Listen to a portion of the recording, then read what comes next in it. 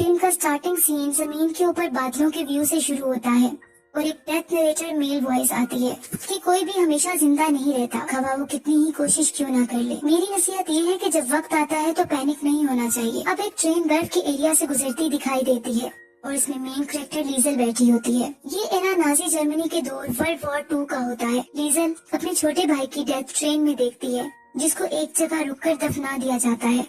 अब 1938 का time Germany में दिखाया जाता है और एक गाड़ी स्नो फील्ड से गुजरती दिखती है जिसमें लीजल बैठी होती है। एक्चुअली वो अपने न्यू पेरेंट्स जो कि फोस्टर पेरेंट्स होते हैं उधर जा रही होती है, जिसमें से मामा का नाम रोजा और पापा का नाम हैंस होता है। वो अपने घर पहुंच जाती है। नेक्स्ट मॉर्निंग हैंस एक म्यूजिकल इंस्ट्रूमेंट बजा रहा होता है और लीजल को डाउनस्टेयर्स आने पर इसे गुड मॉर्निंग बोलता है। रोजा लीजल को कहती है कि तुम्हें मुझे मामा कहना है जबकि हैंस को पापा कहना है।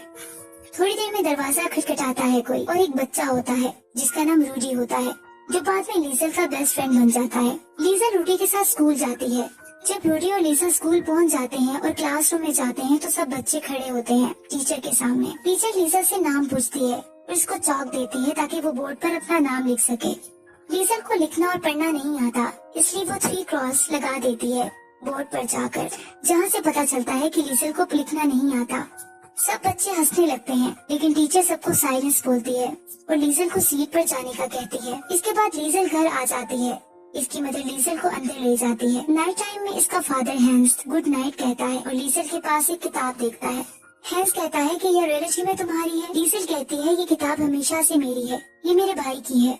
फिर वो पूछता है तुम जानती हो कि इसमें क्या लिखा है, जिस पर लीजल नो कहती है क्योंकि इसे पढ़ना नहीं आता। हैंस कहता है कि मैं अच्छा रीडर नहीं हूँ। फिर भी शुरू करते हैं, फिर वो किताब पढ़ते हैं। नेक्स्ट मॉर्निंग लीजल स्कूल में सब बच्चों के साथ यूनिफॉर्म पहने एक सॉन्ग सिंग कर रही होती है जिसमें जर्मनी के लोगों की बात होती है। इसी दौरान नवंबर 1938 का टाइम दिखाया जाता है जहां मार्केट में आर्मी शीशों को तोड़ रहे होते हैं और लोगों पर बिटर वायलेंस दिखा रहे होते हैं।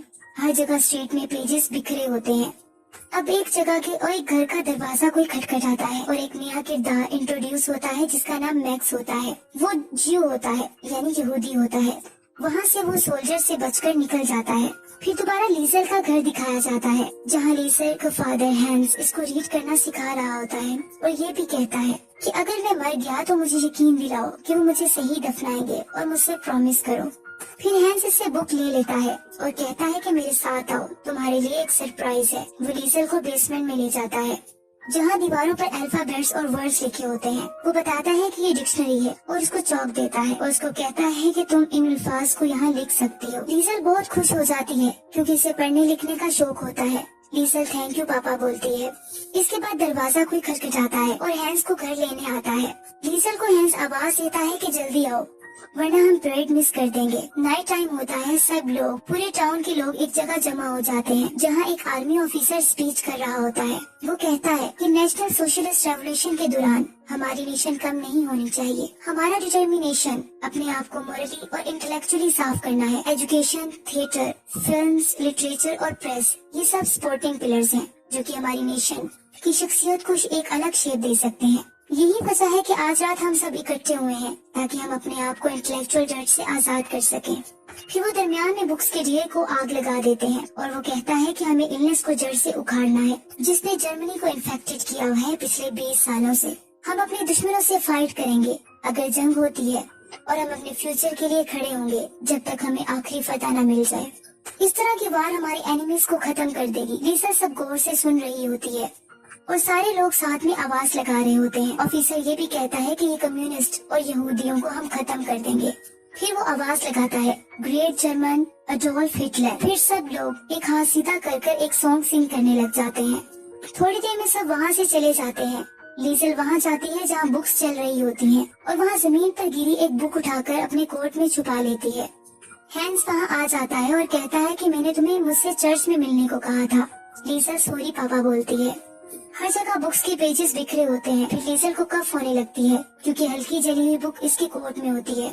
हैंस को पता चल जाता है लेकिन वो कुछ नहीं कहता, बस ये कहता है कि हम इसको सीक्रेट रखेंगे और इसको दूसरी किताबों की तरह बेसमेंट में जाकर रीड करेंगे। लीजल बहुत खुश हो जाती है और पूछती है कि क्या मेरी रियल मामा कम्युनिस्ट थी? क्या हिटलर ने मेरी मामा को मुझसे दूर कर दिया है? और फिर कहती है मुझे नफरत है हिटलर से। हैंस कहता है ये किसी के सामने नहीं कहना। घर आकर लीजर उस किताब का नाम पढ़